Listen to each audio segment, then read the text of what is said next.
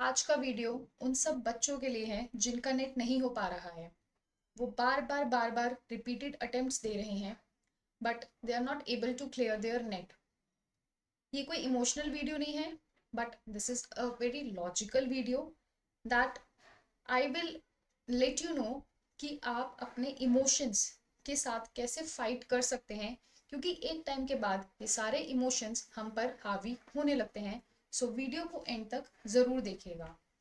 So welcome back to my channel. I hope आप सबकी preparation बहुत अच्छे से चल रही होगी।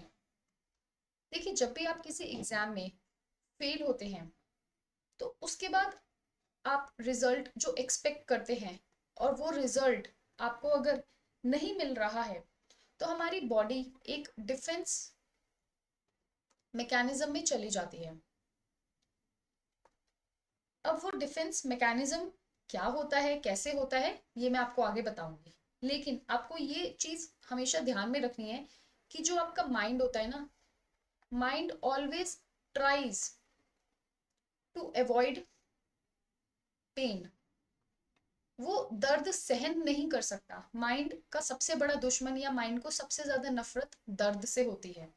तो वो हमेशा उस सिचुएशन में आने की कोशिश करता है जहां पे जो पेन है, जहां पे जो दर्द है, वो कम से कम हो। आप एक बार आपने नेट दिया, आप एक बार फेल हो गए, आपने दूसरी बार दिया, आप फॉर एग्जाम्पल दूसरी बार भी फेल हो गए, तो थर्ड टाइम उस दर्द से बचने के लिए mind will activate a mechanism. अब आप क्या करेंगे, आप यूट्यूब पर जाएंगे, you will search for videos जहां पर आपके पेन को कम किया होगा। वो कैसे किया होगा, आप कमेंट्स में पढ़ेंगे, बच्चों ने बोला होगा कि पेपर इजी नहीं था, जो चेकिंग होती है वो बहुत एब्रप्टली होती है, ये जो पेपर है यूजीसी नेट का, ये सिर्फ किस्मत की बात है, किस्मत वालों के यूजीसी नेट या जेआरएफ क्लियर होते हैं। ये सब कमेंट्स आप जब पढ़ेंगे ना, आपको अच्छा फील होगा कि I am not the only one. ठीक है, या मैं ही ऐसा नहीं हूँ, या मैं ही ऐसी नहीं हूँ जिसके एक बार दो बार अटेम्प्ट्स लग रहे हैं, बहुत सारे बच्चे हैं। So this is a kind of defence mechanism जो आपका माइंड क्रिएट करता है और आप उसको सर्च करते हैं। अब आपको क्या लगता है कि मुझसे तो होगा नहीं, जब आप ये सब कमेंट्स पढ़ेंगे तो अब अल्टीमेटली क्या होगा, एक फैलेसी विल बी क्रिएटेड। ठीक है, फैलेसी का मतलब मैंने आपको बताया, एरर। सो एक एरर क्रिएट होगा क्या, कि I am not capable to clear this exam is not meant for me, मुझसे हो ही नहीं पाएगा। और ये सब कुछ ये जो भी आप सोच रहे हैं, दिस इज ऑल अ लाई, सब कुछ झूठ है। क्यों? क्योंकि आप अपने फ्यूचर में, आपको लग रहा है कि हाँ, अब मैं दोबारा अगर एग्जाम दूंगा या दोबारा एग्जाम दूंगी तो मैं फेल हो जाऊंगी। तो आप ये हर उस दर्द से बचने के लिए ना, ये आप खुद को बोलते हैं ना, सांत्वना दे रहे हैं। You are counselling yourself, you are consoling yourself कि हाँ यार, मैं केपेबल ही नहीं हूँ, छोड़ देते हैं, गिव अप कर देते हैं। जैसे फॉर एग्जाम्पल, आप सब कुकिंग करते हैं, ठीक है, खाना बनाते वक्त कभी अगर सब्जी में नमक ज्यादा पड़ जाए या सब्जी थोड़ी सी कच्ची रह जाए, तो क्या आप ये सोचते हैं कि मैं केपेबल नहीं हूँ, या आप ये सोचते हैं कि अब हमें खाना बनाना छोड़ देना चाहिए? नहीं, I am talking about for both boys and girls जो कुकिंग करते हैं। तो आप क्या करते हैं, आप रेक्टिफाई करने की कोशिश करते हैं, you try to identify your mistakes कि यार अगर नमक ज्यादा पड़ा तो क्यों पड़ा, क्या मेरा ध्यान कहीं और था, या मैं किसी से बात कर रहा था, या मैं कॉल पे था, मैं गाने सुन रहा था, मेरा ध्यान नहीं होगा तो शायद दो बार नमक डल गया, तीन बार नमक डल गया। ठीक है, या फिर आप क्या कोशिश करते हैं कि हाँ, अगर सब्जी कच्ची रह गई है तो क्यों कच्ची रह गई है।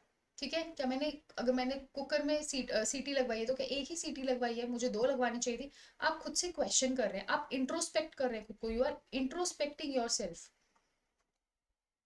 और यही चीज आपको एग्जाम के लिए करनी है। जब ये बात एग्जाम पर आती है तो आप क्यों बोलते हैं कि मैं केपेबल नहीं हूं, आप क्यों बोलते हैं कि किस्मत का खेल है। आप इंट्रोस्पेक्ट कीजिए ना खुद को। क्या पता, आप लेटेस्ट जो पैटर्न पूछा गया है एग्जाम का, आप उसके हिसाब से नहीं पढ़ के गए। क्या पता जो रिपीटेड टॉपिक्स थे आपने वो मिस कर दिए। आप सिर्फ आपको लगा कि आप जो पढ़ रहे हैं वो बेस्ट पढ़ रहे हैं, लेकिन जो रिपीटेड टॉपिक्स थे वो आपने देखे नहीं। क्या पता आपने रिवीजन नहीं किया लास्ट में। There can be so many factors. आप इंट्रोस्पेक्ट कीजिए ना खुद को। You start introspecting yourself instead of blaming the external environment कि एनटीए है ही ऐसा, पेपर ऐसा ही आता है, वो ये होता है, वो ऐसा होता है। आप खुद को खुद पे क्वेश्चन मार्क कीजिए कि मेरी तरफ से क्या गलती थी, क्योंकि जो आपके इंटरनल फैक्टर्स हैं वो तो आपके कंट्रोल में है ना, दे आर कंट्रोल्ड। बट जो एक्सटर्नल फैक्टर्स है, जो एनटीए है या जो पेपर सेट होगा, वो आप कंट्रोल नहीं कर सकते, can't control them, they are uncontrolled in nature. तो आप उनको क्यों ब्लेम कर रहे हैं? आप खुद पे बात कीजिए, आप खुद से इंट्रोस्पेक्ट कीजिए, आप खुद से क्वेश्चन कीजिए। बच्चों को लगता है कि पेपर 1 में स्कोर कम आ रहा है, ठीक है, पेपर 2 हमारा अच्छा ही गया है, तो पेपर 2 अगर अच्छा गया है, पेपर 1 में स्कोर कम है, तो किसकी गलती है? आपकी गलती है कि एनटीए की गलती है? It is your fault. मैंने आपको बहुत बार बोला है कि जेआरएफ अगर चाहिए so paper 1 is the game changer. आपको पेपर 1 में अच्छा स्कोर करना ही पड़ेगा। तो ये जो भी आप अगर फेल हो रहे हैं या आप अटेम्प्ट्स दे रहे हैं, तो आप उनको as a constructive feedback consider कीजिए ना।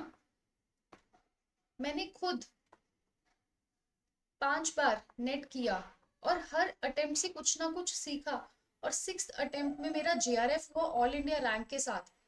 क्यों? क्योंकि मैंने ये चीज अप्लाई की। मैंने कभी भी बाहर की दुनिया को, बाहर के लोगों को वो नहीं किया, ब्लेम नहीं किया कि यार आपकी वजह से एनटीए ऐसा, एनटीए वैसा, मेरी किस्मत। ठीक है, फील होता है, it is fine, being human, emotions का आना लाजमी है।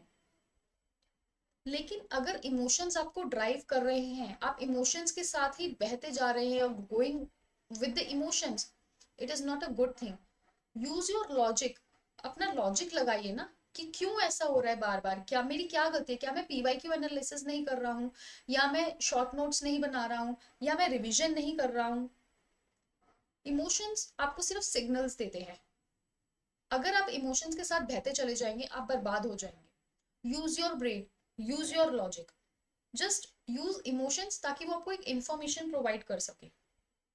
ठीक है, सो मैंने इसीलिए बहुत लॉजिकल एस्पेक्ट लेकर ये वीडियो बनाया है। आपको मोटिवेशन या आपको कोई इमोशनल सपोर्ट देने के लिए नहीं बनाया, वो आपको बहुत ज़्यादा वीडियोस मिल जाएंगी। ठीक है, बहुत इजीली अवेलेबल है यूट्यूब पे, आप वो जितनी मर्जी देखिए। But I am here to give you a reality check कि ऐसा नहीं होता है। खुद पे काम कीजिए, and it is not just for this competitive exam, it is for every sphere of life. तो आज की वीडियो के लिए बस इतना ही। आई होप आपको वीडियो पसंद आई होगी।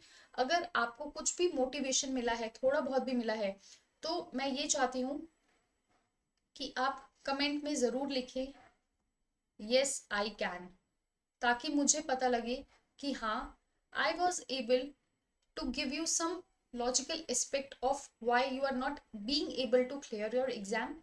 बाकी जल्दी आपको दूसरी वीडियो में मिलूंगी। See you soon, bye bye and take care.